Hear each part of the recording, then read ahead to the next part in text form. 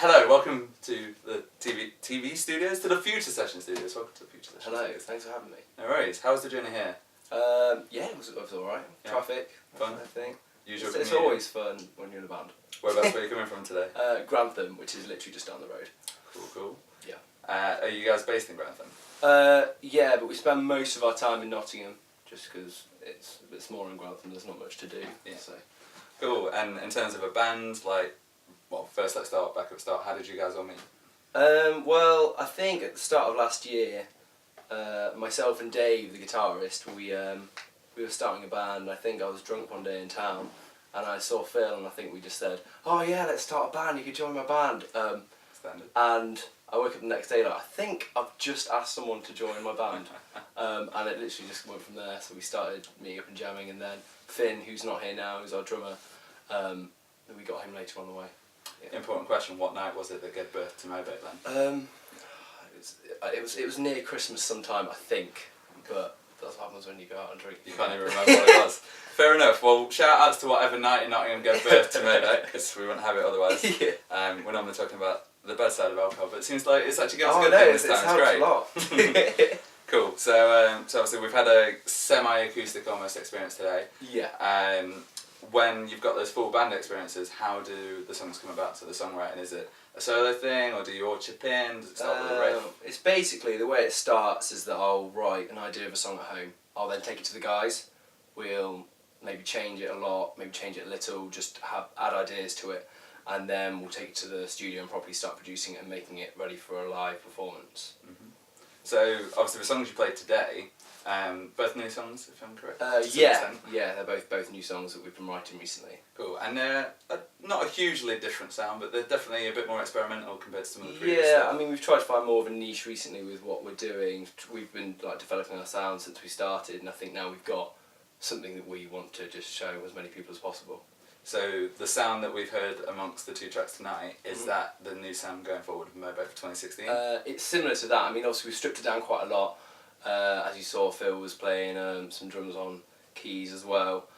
Usually we'd have a drum kit and we'd have a big energetic performance as well going with it, but that's kind of what the songs are. So is it normally a full drum kit, or is it electronic drum kit? It's a full drum kit. Ah, okay, Yeah. so we have heard quite a different version of the You songs have, compared to yeah. We normal. decided to make a niche version just for today. So. Ah, no, that's cool. It just gives people a reason to go and check out the full songs. For when they're out sure, as well. So influences, what kind of, whether it's specific artists or, you know, just things that happen in your day-to-day lives, is there anything that's influences as general, or any specific stories? I mean, I think everything I listen to, speaking for myself, I take influence from. I mean, it sounds cliche, I'd say just anything in life in general. If you have like a messy friendship, a relationship, something doesn't go your way, you have a bad day, then that will obviously influence it as well. But I don't think I could put my finger on like one point that influences me the most. I think it's just a collection of things, to be honest. Cool. Yeah. And from those songs, obviously one of the benefits of being in a band is you get to play them in front of lots of adoring fans. Oh, exactly, yeah. Any great live shows that you've experienced as mowbeck? We've played quite a good few London shows. I mean, obviously last year we were starting to develop our sound, so we were having our first live shows as well. So it was trial and error with a lot of it. We played a gig on Sunday at Rough Trade in Nottingham, which was great. We've played at the Bodega a few times.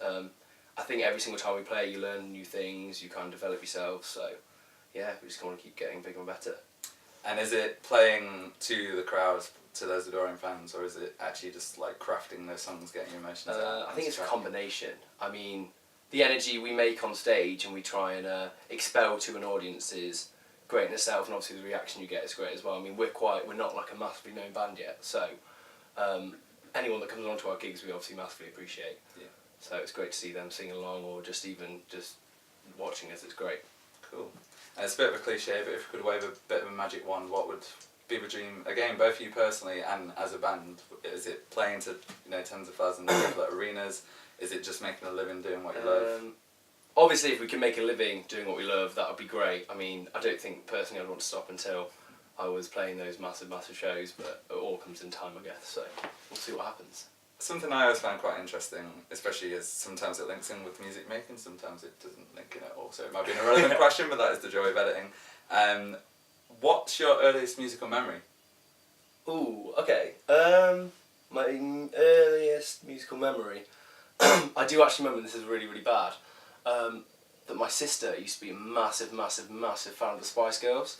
And I think I watched TV and watched probably the Wannabe video a good 20 times.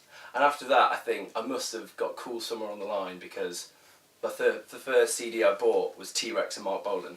So that's quite a jump. So that's quite, in about 3-4 years I managed to like develop a taste for rock music. But yeah, it started with Spice Girls, unfortunately. So you're saying Spice Girls is potentially the influence that brings us here today? Possibly. Maybe that's where the pop comes from. I was going to say, I can't really hear Wannabe in the tracks that we've heard today. No, maybe not. This might be somewhere really, really, really deep down, I don't know. Cool, cool.